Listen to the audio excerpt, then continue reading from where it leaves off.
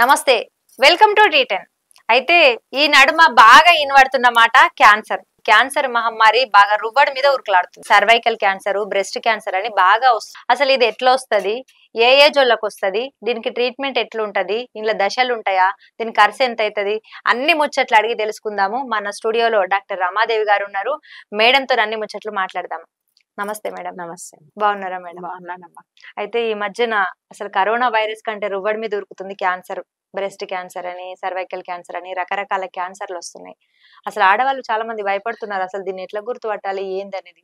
అసలు cervical cancer అంటే ఏంటిది మేడం? సర్వైకల్ క్యాన్సర్ అంటే గర్భాశయ ముఖద్వార క్యాన్సర్. అంటే మనకి గర్భసంచి ఉంటుంది కదా, గర్భసంచికి కిందన చిన్న ద్వారం ఉంటుంది. అంటే యోనికి గర్భాశయానికి మధ్యలో ఉన్న దాన్ని సర్విక్స్ లేదా గర్భాశయం ముఖద్వారం అని అంటాం. అది మామూలుగా పిల్లలు డెలివరీ అయ్యేటప్పుడు అది మామూలుగా అయితే చిన్న పిన్ హోల్ లాగా ఉంటుంది, అంటే క్లోజ్ అయ్యి ఉంటది.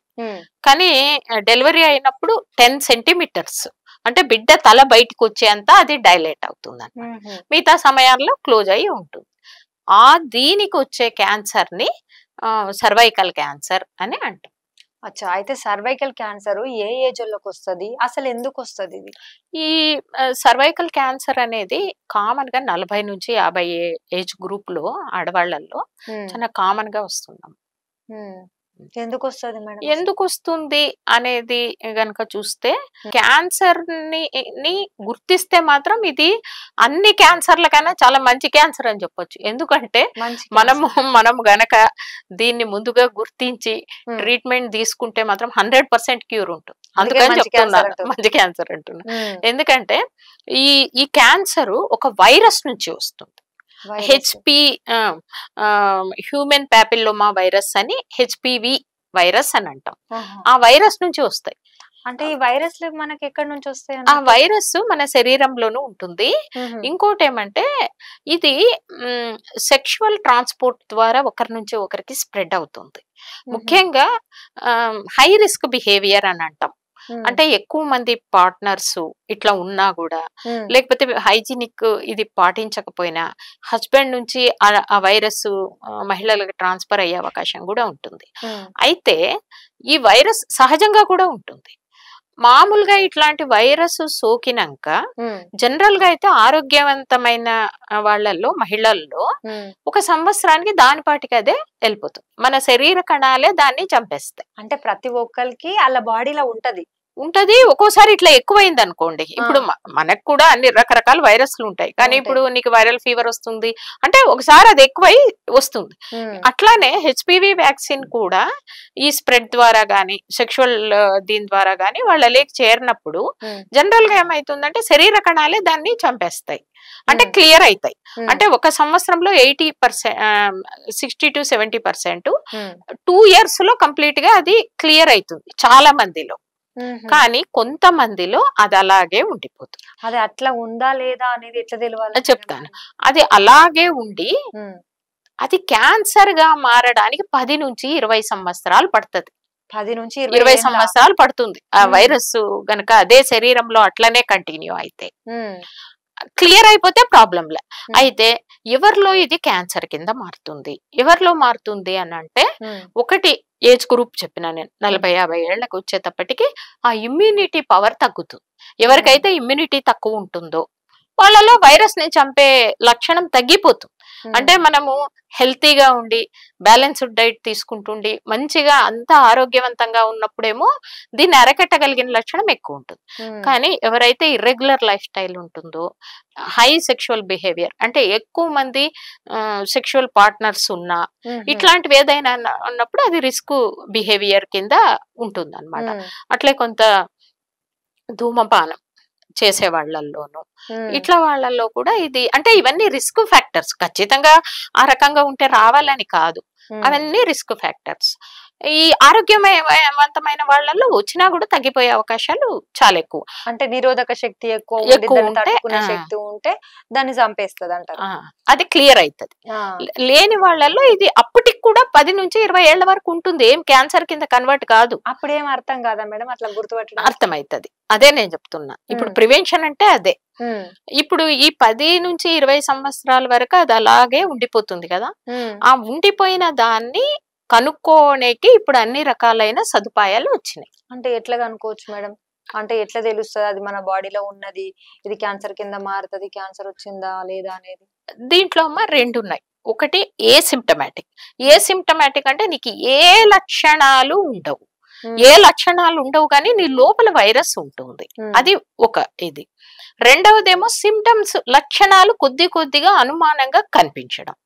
ఈ 2 దీంట్లలో కూడా ఇది ఉందేమో అని చెప్పి మనము తెలుసుకునే అవకాశం ఉంటుంది. ఎటువంటి లక్షణాలు ఉంటాయి మేడం? లక్షణాలు ఏముంటాయి అంటే ఎప్పుడు నెగ్లెక్ట్ చేయకూడదు అనేది ఎప్పుడంటే, ఒకటి నీకు ఏమన్నా ఇప్పుడు పీరియడ్స్ ఆగిపోయిన వాళ్ళల్లో 6 నెలల నుంచి సంవత్సరం వరకు నీకు పీరియడ్స్ రాలేదు, మధ్యలో ఏదన్నా మళ్ళీ కనిపించింది అంటే మాత్రం కొంచెం జాగ్రత్త పడాలి. అంటే పోస్ట్ మినోపాజల్ బ్లీడింగ్ ఒకటి. రెండవదేమో పోస్ట్ కాయిటల్ బ్లీడింగ్. అంటే భార్యాభర్త కలిసిన తర్వాత ఏదన్నా కొంచెం నీకు మైలలాగో బ్లీడింగో కనపడితే అది ఖచ్చితంగా చూసుకోవాల్సిన అంశం.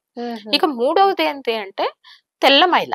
తెల్లమైల అందరికీ అయితా ఉంటది, పీరియడ్స్ బిఫోర్ అవుతుంది అట్లా కాదు. ఇది అబ్నార్మల్ గా ఎక్కువ వైట్ డిశ్చార్జ్, తర్వాత కొంచెం స్మెల్ అంటే ఒక చెడు వాసన లాగా ఉండడము, ఇలాంటిది ఏదన్నా ఉంటే ఇవి లక్షణాల కింద గుర్తించాల. అది పోని మెనోపాస్ కాదు, ముందే యంగ్ వాళ్ళలో అనుకోండి ఇంటర్ మెన్స్ట్రువల్ బ్లీడింగ్ అంటాం. అంటే పీరియడ్ కి మధ్యలో బ్లీడింగ్ కనపడం. తర్వాత పోస్ట్ కాయిటల్ పెయిన్ అంటే వైఫ్ అండ్ హస్బెండ్ లేదా సెక్స్ అయిన తర్వాత చాలా నొప్పి ఉంటుంది కొంతమందిలో, అట్లాగనే కొంత బ్లీడింగ్ అవుతుంది. ఇలాంటి లక్షణాలు ఏదన్నా ఉంటే మాత్రం ఇమ్మీడియట్ గా, అంటే 100% అది క్యాన్సర్ అని కాదు గాని ఒక అనుమానంతో పోయి డాక్టర్ ని సంప్రదించాల్సిన అవసరం అయితే ఉంది. మేడం మరి ఇప్పుడు ఒకవేళ ఇట్లా వచ్చింది, డౌట్ అనిపించింది అనుకోండి, ఇప్పుడు డౌట్ అనిపించినప్పుడు దవాఖానకు పోతే ఎట్లాంటి టెస్టులు ఉంటాయి? అంటే ఈ టెస్ట్ చేపిస్తే సరిపోతుంది, ఇది క్యాన్సరా కాదా అనేది బయట పడుతుంది అని అనుకునేది ఏం టెస్ట్ ఉంటది? ఇప్పుడు ఒక లక్షణాలు ఉన్నాయి, మీకు కొంచెం అనుమానం వచ్చింది అనుకోండి, వెళ్తే ఒకటేమంటే ముందు డాక్టర్ ని సంప్రదిస్తే డాక్టర్స్ వాళ్ళు స్పెక్యులం వేసి చూస్తారమ్మా. బ్లీడింగ్ ఆన్ టచ్ అంటారు, అసలు స్పెక్యులం వేయంగానే బ్లీడ్ అవుతుంది, దాన్ని బట్టి డాక్టర్ అక్కడే చెప్పేసుకోగలుగుతారా, అయితే అది అడ్వాన్స్డ్. కానీ ఇంకా ఇనీషియల్ గా ఉన్నప్పుడు ఏ రకంగా తెలుసుకోవచ్చు అంటే, ఒకటి ప్యాప్స్మియర్ అని ఒక టెస్ట్ చేస్తారు. ప్యాప్స్మియర్ అంటే ఏం లేదు, చాలా చిన్న టెస్ట్ అది. అదేమో కుచ్చేది లేదు లేదా కూసేది లేదు, ఏం లేదు. ఇప్పుడు గర్భాశయ ముఖద్వారం ఉంటుంది కదా, దాని చుట్టూ కొంచెం సెక్రిషన్స్ అని అంటాం కదా, ద్రవాలు ఉంటాయి. ఒక చిన్న మనకి ఎట్లా ఉంటుందంటే ఐస్ క్రీమ్ పుల్ల ఉంటది చూడు, ఐస్ క్రీమ్ పుల్ల, అవును, అట్లాంటి దాంతో ఆ గర్భాశయ ముఖద్వారం చుట్టూనున్న ఆ స్రవాలను తీసి మైక్రోస్కోప్ కింద టెస్ట్ చేస్తారు, దాన్ని ప్యాప్స్మియర్ అంటాం. మామూలుగా ఓపీలోనే చేసేసే ఇది అన్నమాట. దాంట్లో ఏమన్నా కణాలలో మార్పు వచ్చిందా అనేది క్లియర్ గా దాంట్లో తెలుస్తుంది ప్యాప్స్మియర్. అందులో ఏదన్నా డౌట్ వచ్చింది అనుకోండి, ఈ ముఖద్వారం నుంచి చిన్న ముక్క తీసి బయాప్సీ అంటారు, దాన్ని పరీక్షకి పంపిస్తారు. దాన్ని బట్టి మనకు అర్థమవుతుంది అంటే ఇంకా అసలు లేదా, ఉందా, ఏ స్టేజ్ లో ఉంది, ఇవన్నీ కూడా మనకి తెలుస్తాయి.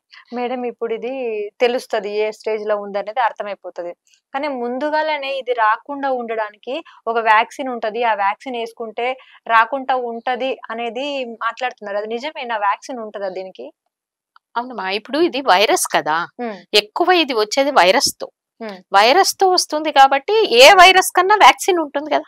ఇప్పుడు మనకు కరోనా వచ్చినప్పుడు కరోనా వ్యాక్సిన్ తయారు కాల, అట్లానే అన్నిటికీ వ్యాక్సిన్ ఉంటుంది. దీనికి కూడా ఒక వ్యాక్సిన్ ని తయారు చేసినారు, అంటే వైరస్ రాకుండా.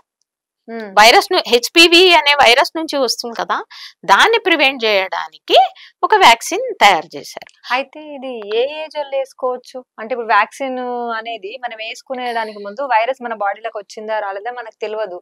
అయితే ఏ ఏజ్ లో వేసుకుంటే మంచిగా ఉంటుంది? మంచి ప్రశ్న అడిగావమ్మా. ఇది మామూలుగా అయితే 9 నుంచి 14 సంవత్సరాల లోపల వేసుకోవాలి. అంటే వాళ్ళు ఫస్ట్ ఇంటర్ కోర్స్ అంటే సెక్షువల్ ఇంటర్ కోర్స్ లో పార్టిసిపేట్ చేయక ముందుగానే ఆ యాంటీబాడీస్ లోపల తయారు కావాలా అంటే మీకు 9వ సంవత్సరం నుంచి 14వ సంవత్సరం లోపల ఈ వ్యాక్సిన్ వేయించుకుంటారు. అది కూడా దీంట్లో 2 డోసులు ఉంటాయి.